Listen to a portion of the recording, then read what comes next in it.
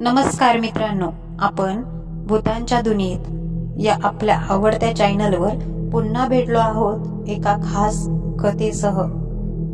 आज मी तुम्हाला सांगणार आहे नवरात्रीच्या दिवसात घडलेली खरी अनुभूती। ही कथा आहे विदर्भातील एका छोट्या गावातली, जी मला थेट त्या गावातल्या लोकांच्या तोंडून ऐकायला मिळाली। कथेचे नाव आहे नवरात्रीतली साक्ष, देवीचा कोप। गावाच्या कडेला एक जुनं पडकवाड्याचं मंदिर होतं। लोक म्हणायचे की तिथे पूर्वी देवीची मूर्ती होती, पण काळानुसार कोणी तिथं जात नव्हतं। अगदी नवरात्रीच्या दिवसांत सुद्धा लोक तिथे जाणं टाळायचे, कारण रात्री तिथून भयंकर आवाज यायचे। कधी बाईच्या किंकाळ्या, कधी शंखासारखा आवाज, तर कधी कोणी आरडाओरडा करत असल्यासारखं। मग एकदा काय झालं, गावातल्या काही तरुणांनी ठरवलं की नवरात्र असल्यामुळे तिथे देवीची पुन्हा पूजा करायची। गावातील एका वृद्ध आजीने त्यांना सावध केलं, बाळांनो, ती जागा साधी नाही। देवीचा कोप ओढवला तर सांभाळणार नाही, पण तरुणांच्या उत्साहाला काय मर्यादा। त्या रात्री सप्तमीच्या दिवशी त्यांनी एकत्र जमून पूजा सुरू केली। धूप, अगरबत्ती, नारळ सगळं चालू होतं। अचानक जशी आरती सुरू झाली तसाच वारा जोरात सुटला, दिवे विझले आणि वाड्यातून एक किंचाळण्याचा आवाज घुमला। सगळे घाबरले, पण एक मुलगा धैर्याने पुढे गेला। त्याच्या समोर अचानक पांढऱ्या साडीतील एक उंच सावली उभी राहिली, डोळे लाल, हातात त्रिशूळासारखं काहीतरी, आणि तोच आवाज आला, ही माझी जागा आहे, माझं स्थान मला विसरून इथे अधर्म चाललाय, म्हणून माझा कोप या गावावर आहे। तेवढ्यात अचानक दिवा प्रज्वलित झाला आणि सगळ्यांना मूर्तीसमोर तेजस्वी प्रकाश दिसला। देवीच्या डोळ्यातून जणू अश्रू वाहत होते। त्या रात्रीनंतर गावात एकामागोमाग एक विचित्र घटना घडू लागल्या। घराघरातले दिवे आपोआप पेटू लागले। काहींना स्वप्नात ती पांढऱ्या साडीतली बाई दिसू लागली, तर काहींना भयंकर आर्त आवाज ऐकू येऊ लागले। आणि गावातल्या लोकांनी एकमताने ठरवलं, नवरात्रीच्या प्रत्येक दिवशी आपण तिथेच एकत्र येऊन देवीची पूजा अर्चना करायची। पण मित्रांनो, खरी भीती इथेच आहे, कारण अजूनही म्हणतात त्या वाड्यातल्या मंदिरात रात्री 12 नंतर गेलात तर देवीच्या मूर्तीसमोर ती सावली उभी दिसते, डोळे लाल, पण चेहऱ्यावर अश्रू घेऊन। त्या रात्री सप्तमीच्या आरतीनंतर जे काही झालं त्यांनी गाव हादरलं होतं। दुसऱ्या दिवशी अष्टमीला गावातील बाई, बापड्या, म्हातारे सगळेच वाड्यातल्या मंदिरात जमले। कुणी नारळ, कुणी फळ, कुणी नवस म्हणून दुग्धाभिषेकाची पाने घेऊन आली। सकाळी सर्व काही ठीक चाललं, पण लोक म्हणतात खरी परीक्षा रात्री होते, म्हणून गावकऱ्यांनी ठरवलं, आज अष्टमीच्या रात्री जागरण करून देवीचं भजन करायचं। रात्री साधारण 11 वाजता भजन सुरू झालं। ढोलकी, टाळ आणि जय अंबेच्या घोषणा। सुरुवातीला सगळं छान वाटत होतं, पण जसजशी रात्र गडद होत गेली तसतसे वाड्याचे दरवाजे आपोआप धाड धाड वाजू लागले। खिडक्या आपोआप उघडून बंद व्हायला लागल्या। गावातले एक पांडुरंग काका होते, ते खूपच श्रद्धाळू। त्यांनी हात जोडले आणि मोठ्याने म्हणाले, आई, आम्ही तुझ्याकडे पाप नाही करत, आम्हाला तुझं दर्शन दे, तुझा कोप नाही हवा आहे. इतकं म्हणणं होतं की मंदिरातली मूर्ती जणू हलली.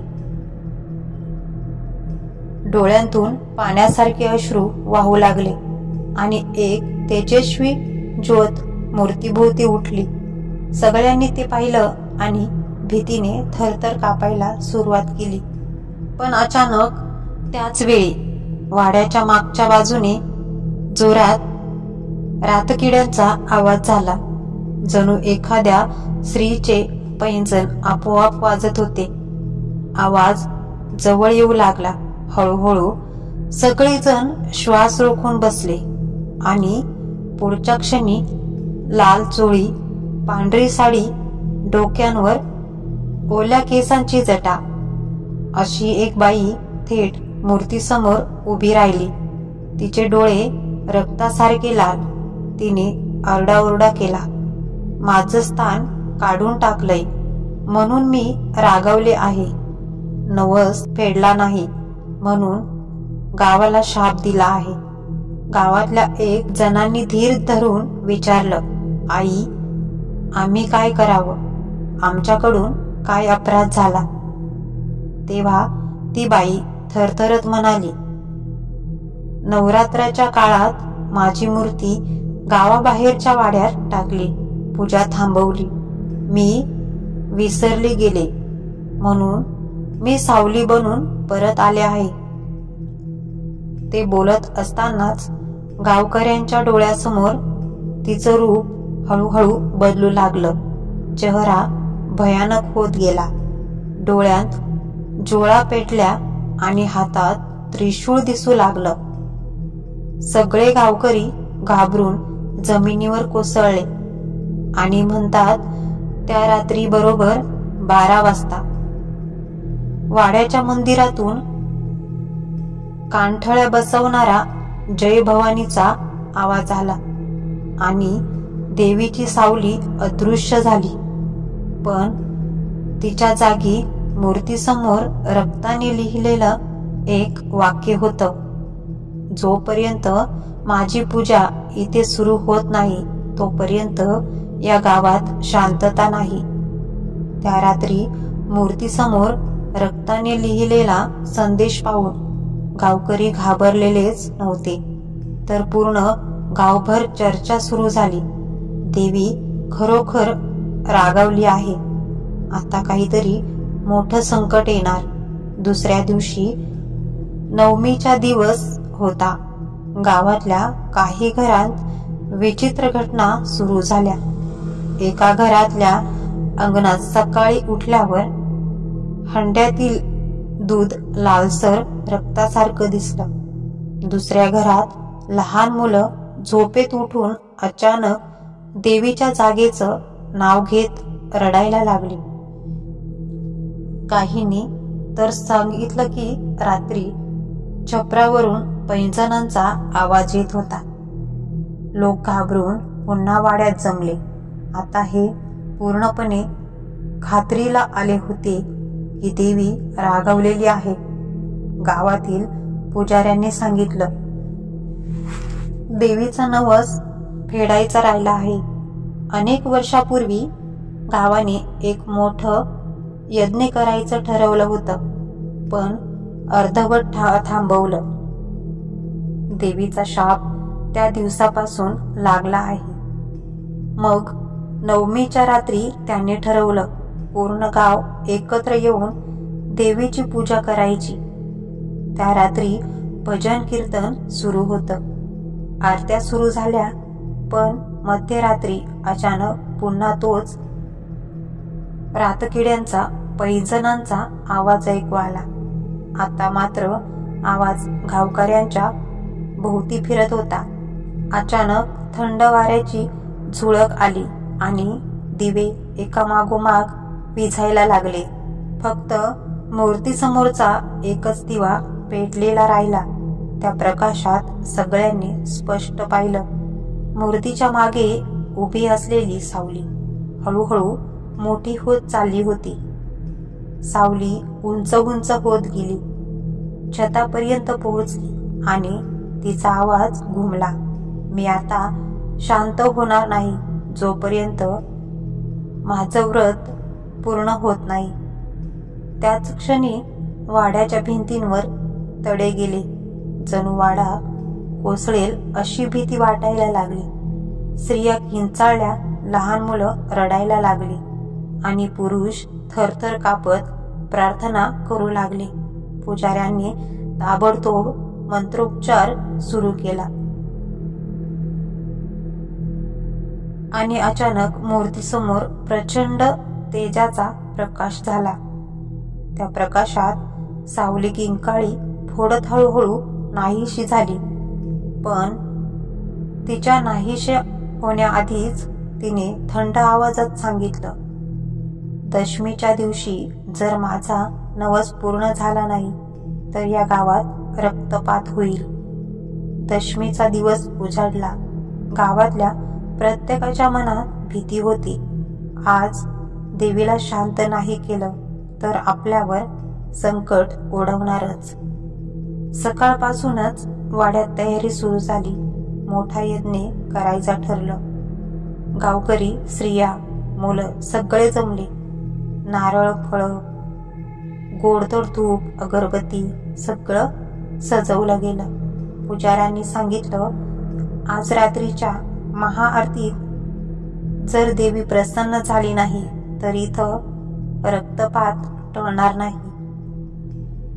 आपल्याला अख्खी रात्र जागरण करून तिचा नवस फेडावा लागेल. संध्याकाळपासून भजन कीर्तन सुरू झालं. आरत्या झाल्या. लोकांच्या डोळ्यात श्रद्धा होती पण मनात भीतीही होती. रात्र वाढत गेली तशी हवेत विचित्र थंडी भरली. जणू कुणीतरी बर्फासारखा श्वास अंगावर टाकत होता. मध्यरात्र बरोबर 12 वाजता अचानक वाड्याचा दरवाजा जोरात धाडकन बंद झाला. सगळे घाबरले.